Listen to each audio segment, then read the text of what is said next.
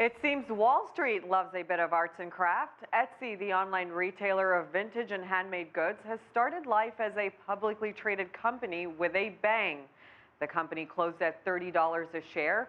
That's a whopping 88% increase from its initial public offering price. CCTV Nick Harper has the story from New York. Juan and Ana Donado have had their wooden doll business on Etsy for 7 years. They run it from their home in Brooklyn, New York, and it's Etsy that gives them a global shop window.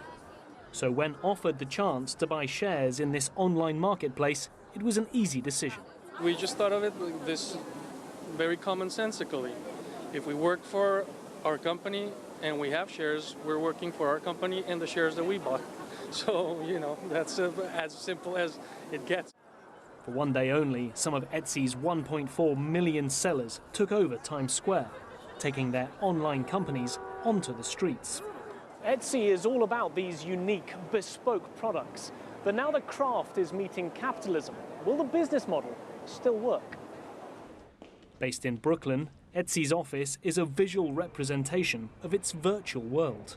Its craft credentials and unique corporate ethos are clearly on display. For its users, it's about taking these personalized goods and selling them in a very personal way. On Etsy, when you buy something, you get to know the person behind it, you get to know the story behind it. That makes it very different from the typical big box retail experience or really any other online e-commerce experience. And now this craft website has handcrafted its IPO, setting aside 10% of its shares for small investors and 5% for its vendors. But some wonder if that decision to bring its craft community into the corporate world may alter its outlook. Anytime you have to start being accountable to quarterly earnings and to investors, it's difficult to kind of preserve that kind of je ne sais quoi that you have as a small kind of startup business. But I think they've done a pretty good job as the business has grown quite aggressively of keeping that kind of very special feel. The company's revenue is growing. Sales were up more than 56% last year. But after being founded in 2005, the company has yet to make a profit.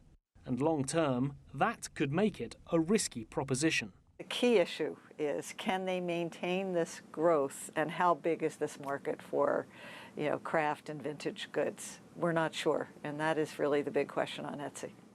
Etsy now needs crafts to stay in fashion, and for its sellers who are buying into the business to remain loyal, even if there's market volatility ahead. Nick Harper, CCTV, New York.